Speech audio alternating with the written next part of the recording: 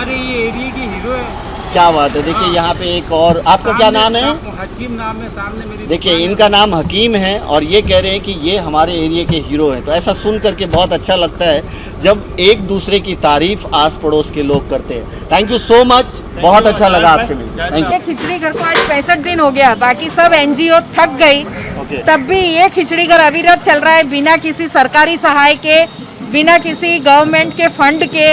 ये जो पूरी टीम है खिचड़ी घर की, ये 65 दिन से, जब से हमारा लॉकडाउन है तब से ये खिचड़ी घर चल रहा है।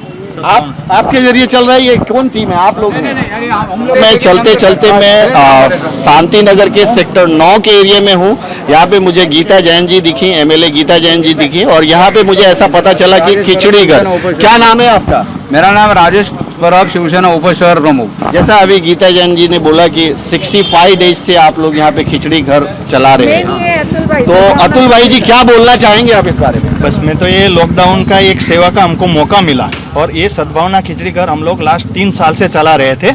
और जब ये लॉकडाउन आया तो लोगों की जो समस्या थी खाने पीने की, जो लोग यहाँ कोई शॉपकीपर के अंदर रहने वाले लोग हैं और रास्ते से निकलने वाले लोगों का एक सेवा का हमको मौका मिला। इसके लिए इस मौके को हम लोग ने अच्छे से सेवा करने का एक अभियान चलाया है। सबसे पहले तो मैं आपको इस नेक काम के लिए धन्यवाद दूंगा, क्योंकि आप जैसे लोग जो आपदा की घड़ी में, संकट की घड़ी में जो है सामने आते हो, लोगों की मदद करते हो, तो इससे लोगों को, खास करके गरीबों को काफ़ी मदद मिलती है। मैं ये जानना चाहूँगा कि अगर आप 65 दिन से जो खिचड़ी घर चला रहे हैं, ये आपकी संस्था के द्वारा चलाया जा रहा होगा ऑफ कोर्स, कितने लोगों को कम, मतलब एक एवरेज बता पाएंगे कितने लोगों को आपकी संस्था से हर रोज खिचड़ी घर से खिचड़ी दिया जाता है? लगभग करीब 500 लोगों को यहाँ पे लाभ हम लोग ले रहे हैं। और हमने एक और जगह पे चलाया था खिचड़ी घर, घोड़बंदर गांव में। वहाँ पे करीब 800 से 1000 आदमी का वो 45 दिन चला के फिर बाद में अभी हमने बंद किया। और एक दूसरा हमारा साथ में और एक संस्था थी जिन लोगों ने 27 दिन तक शांति विहार में भी चलाया, उन लोगों ने भी 500 आदमी के आसपास का लाभ लिया। दूसरी संस्था है वो भी अभी इस संडे से चालू कर रहे हैं, कंटिन्यू डेली बेसिस पर। राम रोटी परिवार की उधर से सेक्टर नंबर 7 के नाके पे चलाएंगे। ग्रेट। जैसा कि इन्होंने बताया कि करीबन 3 साल से जो है वो खिचड़ी घर चला रहे हैं, और लेकिन ये जो आपदा आई, संकट आया, कोरोना संकट सबको पता है, तो कोरोना संकट में इन्होंने बढ़ चढ़ के हिस्सा लिया। इनके यहाँ से करीबन 500 लोगों को हर रोज जो है खिचड़ी प्रोवाइड किया जाता है। इसके अलावा अलग अलग जगहों पे इन्होंने 1 महीना 45 दिन इस तरह से जो है 500-1000 लोगों को जो है खिचड़ी प्रोवाइड की। और एक बात, ये 65 दिन से खिचड़ी दे ही रहे हैं, लेकिन खिचड़ी के साथ साथ आज केला दिया, तो कल कलिंगन दे रहे, परसों चीकू दे रहे, मौसम भी दे रहे। ये सब खाना खाने के बाद जो आदमी को खाने के बाद फल चाहिए ये भी दे रहे हैं। ये उन्होंने नहीं बताया, ये उनके। लेकिन मैं बोल रहा हूँ, मैं मेरे कितना कार्यकर्ताओं को बोला जाओ किसी को गरीब को लेके जाओ, तो यहाँ से बोला अरे खिचड़ी लिया, अभी फल भी लेके जाओ।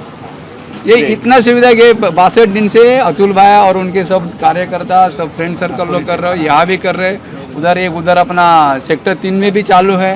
ये गए 3 साल से कर रहे, लेकिन लॉकडाउन के दौरान आप जरूरत से ज्यादा जितना हो सकता है बहुत लोग ने उनका फायदा उठाया। तो जैसा इन्होंने कहा कि सिर्फ खिचड़ी नहीं, खिचड़ी के साथ हर रोज वो कोशिश करते हैं कि कोई ना कोई फ्रूट भी जो है उनको दिया जाए, किसी छोटे छोटे। दूसरा, मैं आपकी संस्था का नाम क्या है और आपका नाम क्या है? मेरा नाम अतुल कौशल्या है, सद्भावना खिचड़ी घर है हमारी संस्था का नाम। सद्भावना खिचड़ी घर।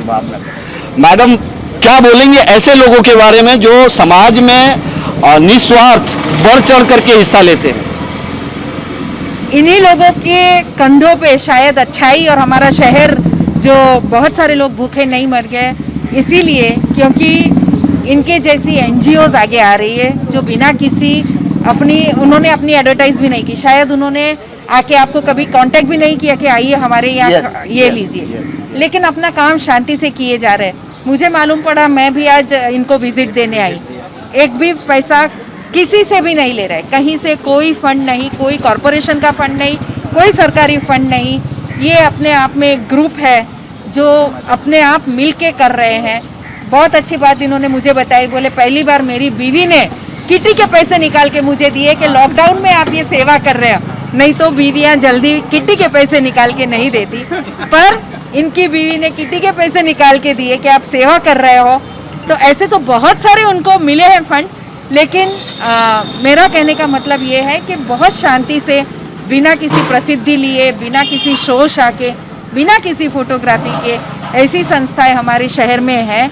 इसलिए हमारे शहर का बंदा आज भूख से नहीं, भूखे पेट नहीं सो रहा है, ये मैं ज़रूर कहना चाहूँगी। और ऐसा इसका सभी श्रेय ऐसे अतुल भाई जैसी संस्था, हमारे मयंक भाई राम रोटी जैसी संस्था और भी हमारी एनजीओ जो इस तरह से काम कर रही है उसको जाता है।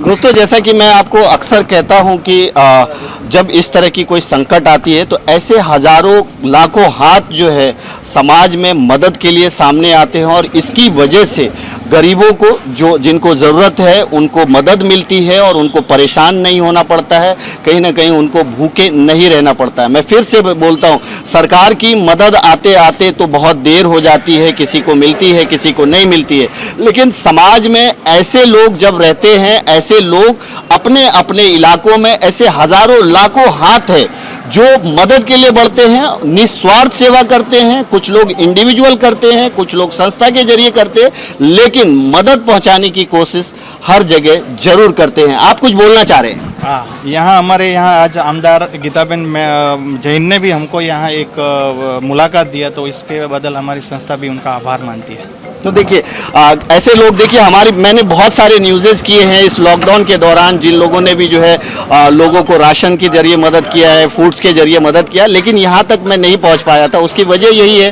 कि ये लोग मदद भी करते हैं लेकिन सो साइडिंग ज़्यादा नहीं करते। वो तो अचानक मैं इधर से गुजर रहा था और मुझे गीता जैन जी मिली तो दिखी, तो मुझे लगा कि कुछ तो इश्यूज़ है यहाँ पे, लेकिन मैं यहाँ पे आया तो ऐसा पता चला कि यहाँ पे जो है इनको धन्यवाद करने, इनको विज़िट करने आई हैं और इन्होंने गीता जैन जी का यहाँ पे विज़िट उन्होंने किया, इसके लिए उनका हौसला बढ़ाया, इसके लिए उन्होंने इसका शुक्रिया अदा किया। Thank you so much. ये देखिए, ये जो है ये आगे रास्ता जो है हमें ब्लॉक दिख रहा है, यानी बंद दिख रहा है, और ये कहीं ना कहीं जो है शांति नगर सेक्टर 9 का इलाका है और यहाँ से जो है मेन रोड पे जाने का रास्ता बंद है। तो हम जो है यहाँ से यू टर्न लेते हैं और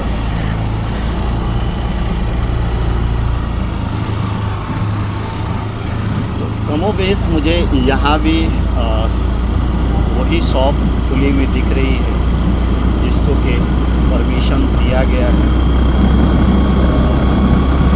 बड़ा अच्छा लग रहा है यहाँ पे। एक चीज़ मुझे इस एरिया में देखने को ये मिली कि दोनों साइड जो है, देखिए दोनों साइड जो है पेड़ जो है, पेड़ पौधे लगे हुए हैं और उसकी छाँव में ये बीच रोड, यानी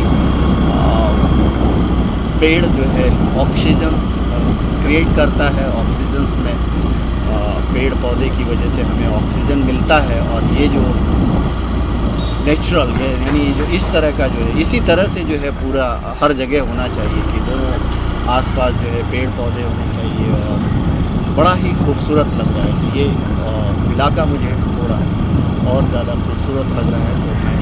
तो मुझे लगता है कि ये विजुअल जो आपको मैं दिखाऊं, ये सेक्टर 8 का इलाका दिख रहा है मुझे। ये सेक्टर 8 का एरिया है और ये जो इस रोड की खूबसूरती जो है, दोनों साइड के पेड़ पौधे जो है बढ़ा देती है, छाँव मिलता है। जैसे मैं चल भी रहा हूँ तो इतनी तेज़ गर्मी में भी जो है छाँव दिख रहा है। यानी तो ये आप देखिए, ये सीधा सीधा जो है, और कमोबेश बंद है। 31 तारीख तक तो 4th लॉकडाउन है। 31 के बाद क्या पोजीशन रहेगा ये तो 31 को ही पता चलेगा।